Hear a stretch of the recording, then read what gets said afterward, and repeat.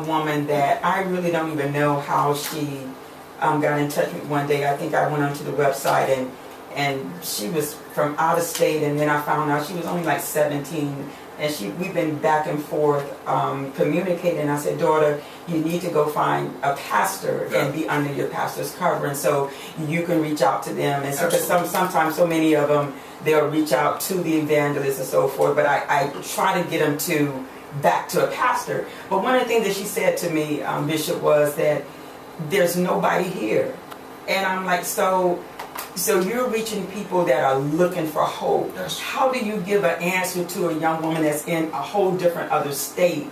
And she's saying that there's nobody that she can go to. And because you're a young man, how do you minister now to that 17 and 18-year-old that's on a breaking edge and don't have any hope, and there's nobody here that listens to me? Well, the challenge in dealing with the millennials, that age group, is that their needs are different from us. Their needs are different from even those who are just under my generation. They need several things. First of all, they're looking for someone to expose the truth in a way that they can apply it and understand it, because they're very skeptical. So, and a lot of times, if you've grown up in church like I have, some people tend to attack them for their skepticism. And you really can't do that, otherwise you turn them off. You got to recognize that they live in a world that I didn't grow up in, even as young as I am. I didn't grow up in a world. When I was growing up in church, we accepted everything that our church said. We accepted everything that our pastor said, but there was no internet. Okay. Exactly. There was no internet. There was no computer, and so now they're able to go research, search, look for themselves, and not only just look for themselves within different styles of Christianity, but look for themselves. Let me compare Christianity to Buddhism. Let me compare Christianity to Islam. Let me compare Christianity. So you've got to have a situation that, one, exposes the truth in the power of God, but two, exposes them in a way that is more explanatory than it is inspirational. I have a 22-year-old daughter. I'm young, but I have a 22-year-old daughter, 19-year-old son, and my daughter lives in one of the, church meccas of our country. But yet, we just had a conversation on my way here that it took her a while to find a church. Wow. And the reason it took her a while to find a church is because of what she was used to. Okay. She was used to not just her daddy. One of the greatest, one of the greatest Father's Day presents I've ever received is that she wrote a song that talked about the fact that it's called Best of Both Worlds. You're not just my daddy, you're my pastor. Oh, wow. And so these young people are needing someone to explain but also shepherd them. We can be very corporate in our approach. I remember a time when I was, years ago, we can be very corporate in our approach. We build systems, and then we allow the systems to facilitate the aims. This group cares nothing about the systems. They want somebody that they can trust, somebody that they can relate to, and somebody that is authentic. And I encourage, when you were speaking, you've also got to recognize and ask if the person has been hurt in another place. Because if they've been hurt in another place, it makes it even more difficult for them to find some place that's healthy. But keep looking. God has a plan. The other thing is accountability. A lot of people don't want pastoral accountability. Exactly. So it's easy to run from service to service, and God has given all of the ascension gifts, apostles, prophets, pastors, teachers, evangelists, all for the same purpose, to make sure that we equip the people so that they can do the work. And I think that that's what the church has to do now, rather than just encouragement. There's got to be equipping, and I pray that she'll find some place. I do too, and I think one of the things that you said, and she did give me that message that she had been heard. And one of the toughest thing is the place that you should be safe there, and you should be safe, and you should be able to just say, this is my problem. I'm messed up, and I know I got a God can fix me. And then when the church puts you away, that I think, and 17-year-old and 18-year-old, that hurts. Right. So I'm just still trying to work with her. So I got some good ideas. Have her to be willing to be healed. Often when we are hurt, especially when we're hurt by something that is very important to us, we decide that our pain is more important than the deliverance. That's true. So unless I'm willing to be healed, and unless I'm willing to give the church another chance, then I'll never be able to move forward. That's true. That's true. One of the, you wear many hats, and I've got two other questions, and Brother McKen, jump in whenever you want to.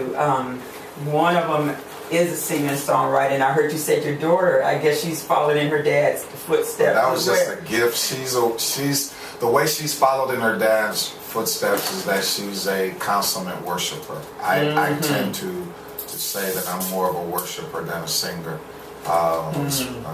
Resting this morning because I've been gone since last Sunday night, but trying to rest my voice and that type of thing. But it's the importance of worship. I really let my people do most of the singing. I just write the songs. Oh, bless God, bless God. I was asked your administrator to see and make sure you can bring one of the CDs, because I saw one of those on there, but maybe next time we'll get the opportunity to do that. One of the things too that I saw on your website, which I was really intrigued, I'm like, now this is some good stuff, was your Man Up post. Wow. Where did you get that idea? And I mean, it was just not only is it good, you can really, as young women, I can't wait to share with my daughter it as well, you can get some good tips on what's in a man's head. You know, if Steve Harvey can go out there and then do it and get the movies and God bless him and stuff, I'm like, here's some little nuggets in this post. What happened with that? What's going on with it? Well, we started a ministry several years ago called Man Up that was to gear toward men in general, not just Christian men. So it's not it's not the Men of Hope. It's not our men's ministry in our church. Right. What I asked God to do was give me an opportunity to pastor men even before they were ready to be saved. Because if we can get into the heads of men, God can get into their hearts. And so we would have monthly sessions where we would just talk about men's issues. It wasn't a Bible study. We would talk about men's issues. We would, whether it's females, whether it's economics, whether it is the battle of divorce, whether it is baby mama drama, or whatever it is, we would talk about the issues. Because I think one of the things that the church has to do is to be a purveyor of wisdom. We have to give out wisdom, and people will accept wisdom when they won't accept a verse. And if you can give them wisdom, and then they understand the spirit behind what you give them. So then we started the blog to speak to a wider audience. You're actually convicting me right now because I was supposed to restart Man Up for 2012, and I've been a little negligent. And but we'll stop dragging our feet on that. But we wanted to speak to issues. Man Up has 20 points of interest. Step up, read up, pay up. And everything is to elevate men to their proper position. I was just in ministering in the Polk County simultaneous revival over the last 3 days, and had a wonderful time. But a friend of mine said, "You were really on the women's case in church last week."